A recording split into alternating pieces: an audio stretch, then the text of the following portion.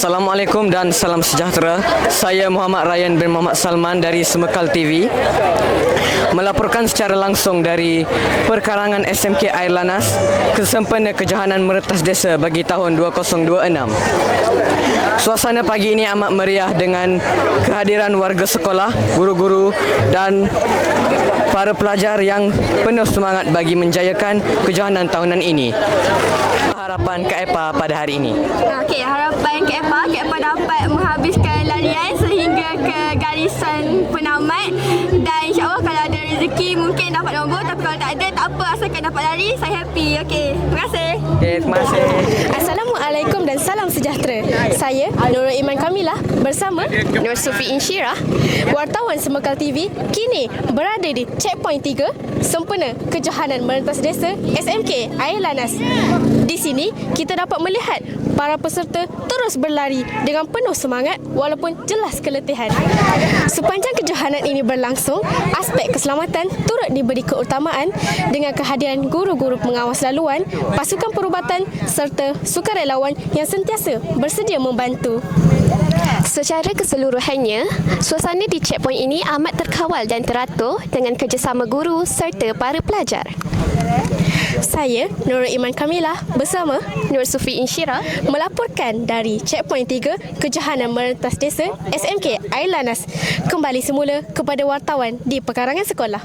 Kejohanan merentas desa ini melibatkan penyertaan pelajar dari semua rumah sukan, iaitu Alpha, Beta, Gamma dan Sigma, yang masing-masing tampil dengan semangat kesukanan dan disiplin yang tinggi. Acara ini bukan sahaja bertujuan menguji ketahanan fizikal pelajar, malah membentuk sasiah, kerjasama dan gaya hidup sihat dalam kalangan warga sekolah. Assalamualaikum warahmatullahi wabarakatuh. Saya Nur Syifawati binti Maktar, wartawan Semekal TV. Bersama saya pada hari ini Cikgu Naridah binti Jami'an, penolong kanan kurikulum SMK Air Lanas. Okey, baiklah Cikgu, boleh Cikgu kongsikan sedikit tentang penganjuran kejohanan merentas desa pada hari ini? Okey, alhamdulillah, terima kasih anak anda Syafawati. Alhamdulillah pada hari ini SMK Air Lanas menganjurkan kejohanan merentas desa, acara tahunan yang sekolah anjurkan, dan untuk penyertaan pada hari ini melibatkan semua pelajar daripada kelas PPKI sehinggalah ke pelajar tingkatan 5, dan anak-anak pelajar tingkatan 6 juga kita libatkan sebagai urus setia.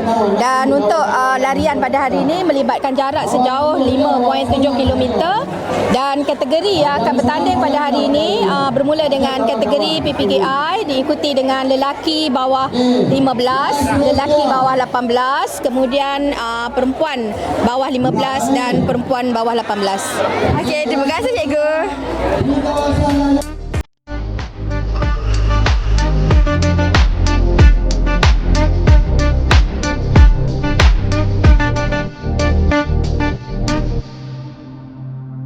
Secara keseluruhannya, kejohanan merentas desa ini telah berjalan dengan lancar dan penuh semangat kesukanan.